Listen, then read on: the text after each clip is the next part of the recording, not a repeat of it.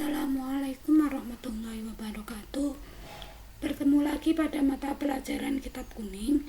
Hari ini kita akan mempelajari mengenai badal. Apa yang dimaksud dengan badal?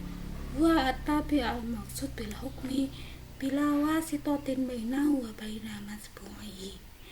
Jadi badal adalah isim yang ikut pada matbu yang dituju dalam hukum tanpa adanya perantara. Misalnya adalah ja'a zaitun akhuka.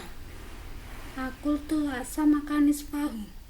Ja'a zaitun akhuka, telah datang Zaid, yaitu siapa Zaid itu? Akhuka, saudaramu. Jadi di sini yang menjadi mubdal minhu adalah Zaid, sedangkan badalnya adalah akhuka. Kemudian akaltu asamaka nisfahu. Saya telah memakan ikan setengahnya. Di sini yang menjadi mubdal minhu adalah asamaka. Dan yang dimakan itu seberapa? Nisfahu menjadi badalnya setengahnya dari ikan. Jadi badal ini yang menjelaskan mengenai asamaka. Kemudian pembagian badal. Yang pertama ada badal syai' min syai'. Kemudian ada badal ta'dhi min kul, ada badal ihtimal, dan ada badal mubayyan. Yang pertama kita bahas badal syai' min syai'. Badal merupakan keberadaan atau jabatan mubdal minhu. Contohnya adalah ja'a zaitun akhuka. Di sini yang menjadi badal adalah akhuka. Mubdal minhunya zaitun. Nah, badal ini merupakan kedudukan atau jabatan dari Zaid. Ja'a zaitun akhuka, telah datang Zaid, yaitu saudaramu.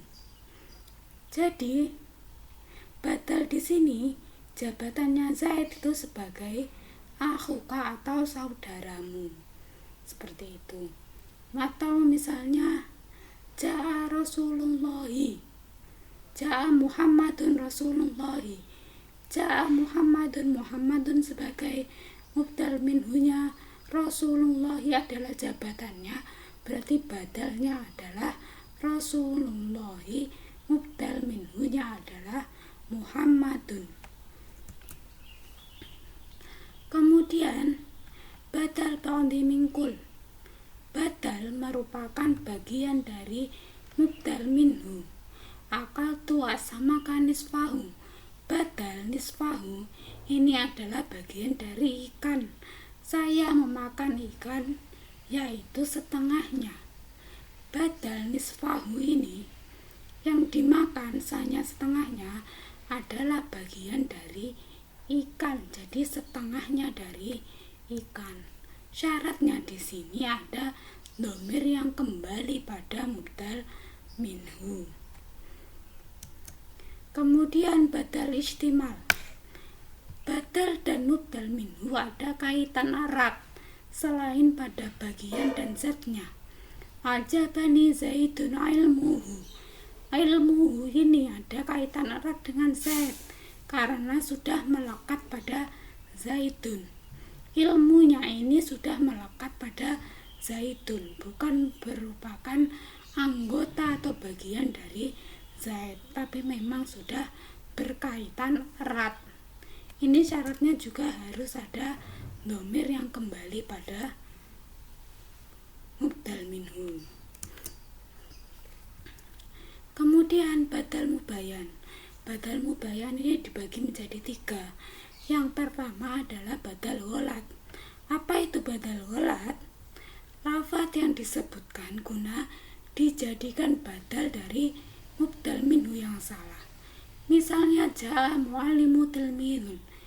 Misalnya saya ingin mengatakan di dalam pikiran saya yang datang itu adalah tilmidun, tapi yang terucap ja'a muallimu. Maka saya harus merevisi ucapan saya dengan kata-kata tilmidun. Nah, ini tilmidunnya sebagai badal atau hasil revisi dari ucapan saya. Sedangkan mu'alimu yang saya katakan salah tadi itu sebagai mubdal minhu. Kemudian ada badal idrob, penyebutan badal dan mubdal minhu yang dimaksud secara sahih. Khudh al-qalama al-kitaba, ambilkan saya pena, yaitu buku. Ketika saya mengatakan ambilkan saya pena, kemudian saya mengatakan lagi buku, tapi saya tidak membatalkan ucapan saya untuk mengambil pena. Jadi keduanya ini masih berlaku. Jadi saya tidak membatalkan untuk menyuruh mengambil pena, dan ditambahi lagi dengan mengambil kitab. Kemudian badal nisyan disebutkan untuk dijadikan badal dari mubdal minhu yang salah karena lupa. Misalnya, safaro zaidun ila syam dimashko. Saya mengatakan Zaid bepergian ila Syam. Ternyata saya lupa.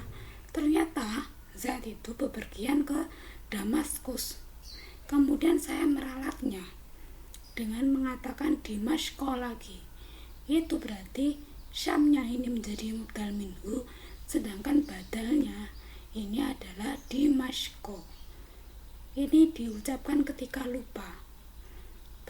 Demikian penjelasan mengenai badal. Jika ada yang masih belum dipahami, silahkan menghubungi Bu Ulfa. Saya akhiri sekian. Semoga bermanfaat. Ma'an najah. Wassalamualaikum warahmatullahi wabarakatuh.